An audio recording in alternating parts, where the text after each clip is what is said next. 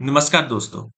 Today I will discuss a very important judgment in relation to the concept of joint complaint which can be filed by multiple complainants across the various consumer forums in India. So this judgment is recently delivered by the Honorable Supreme Court of India in the case of Alpha G184 versus Magnum International. On one side, we were having the complainants, approximately 54, and on the other side, there was a builder. So let us go through the facts of the case. There were around 54 flat owners. So they made an association and approached the NCDRC forum to seek relief against the opposite party. Firstly, the flats were not handed over to these persons in time, and if the flats have been handed over, the delay compensation was not given timely or adequately. Then, at the time of offer of possession, the builder or the opposite party has made additional demand, which, as per the complainants, is illegal. Since the complainant believes that all the 54 complainants have a similar cause of action and they are seeking similar kind of relief, they also filed an interlocutory application before the NCDRC, where they pray before the NCDRC to consider their complaint as a representative complaint.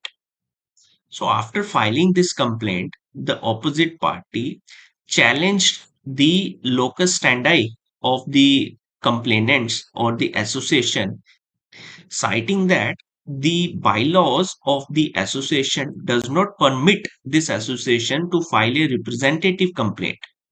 So the opposite party challenged the bylaws of the association before the registrar of the association in the Haryana.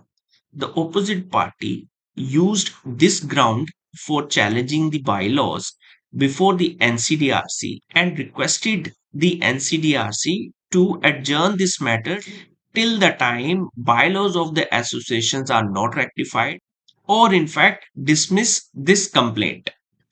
So the NCDRC adjourned the matter sine die so that the complainant can rectify its bylaws as per the law, and only then the NCDRC will proceed further with the complaint.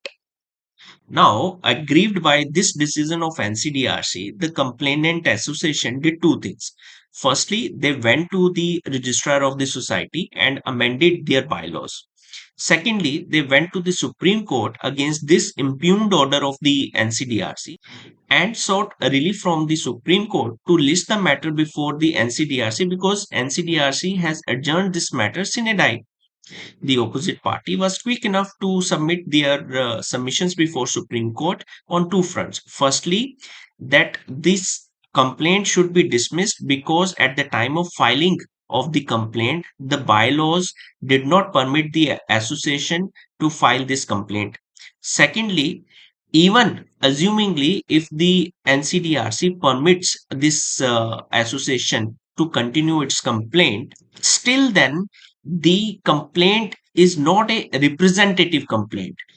It is a joint complaint filed by 54 complainants just to invoke the pecuniary jurisdiction of the NCDRC. So, before the Supreme Court in this appeal, the key question becomes the joint complaint versus the representative complaint. Key question before the Supreme Court in this appeal was whether the 54 complainants can file a representative complaint before the NCDRC, or is this complaint an actually a representative complaint or a joint complaint? And if it is a joint complaint, is it permissible under the law or not? Let us quickly understand the concept of joint complaint versus the representative complaint or a class action suit. In the joint complaint scenario, 10 complainants came together and they have their specific grievances against the opposite party. Their combined consideration paid will be considered to see whether these combined complainants can file their complaint before the district consumer, state consumer forum, or the NCDRC. In the representative complaint or the class action complaint, as per the acts, one or more consumers approach the State Consumer Forum or NCDRC Forum and seek relief for the whole category of the consumers. So in the representative complaint, the common interest is the keyword, whereas in the joint complaint, specific grievances and plus whatever the consideration they have jointly paid will be considered as a the factors for invoking the jurisdiction of consumer forums, maybe district consumer forum, state consumer forum, or the NCDRC. Coming back to this case now, this Honorable Supreme Court reaffirmed the principle enunciated in the judgment Brigade Enterprises Limited versus Anil Kumar Virmani, which was delivered in the year 2022. The Supreme Court reaffirmed two principles. Firstly, that the Consumer Protection Act 2019 does not prohibit the complainants to file a joint complaint when they have a similar interest. Secondly, the joint complaint stands at its own. So Supreme Court held that when the complainants have a similar interest, same interest, they can jointly come together and file a joint complaint. And as per the joint consideration paid will be considered for invoking the pecuniary jurisdiction of State Consumer Forum or the NCDRC. This judgment again reaffirmed the findings of the Brigade Enterprises and held that there are now five types of complainants in the Consumer Protection Act. First consumer is a single consumer who can file its own complaint. Second type of complainant is a recognized consumer association, which can file the complaints on behalf of its members as well as on behalf of its non-members. Third category of the complainant is joint complainant, where two or more people join together when they have the same interest, similar interest, and they seek remedy before the consumer forums only for themselves.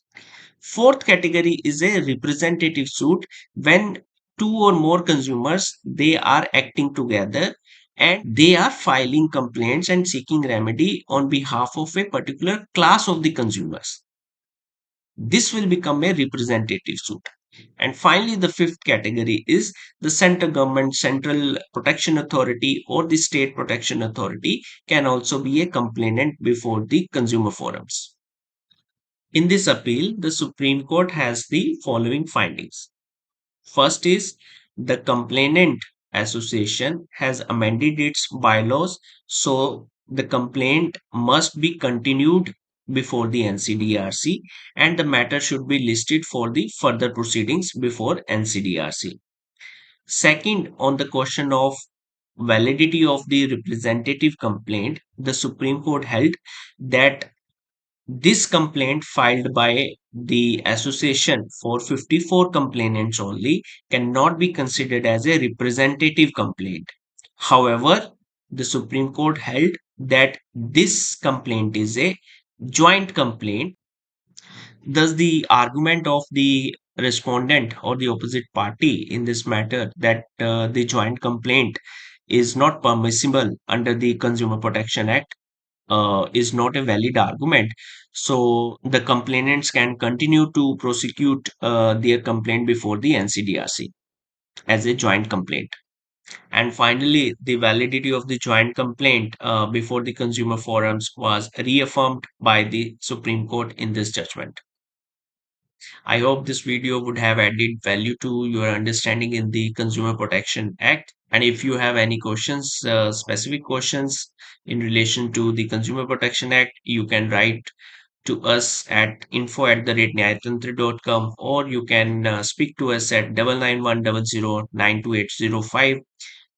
Thank you very much for going through this video and stay tuned to this channel for further updates. Till then, Jai Hind.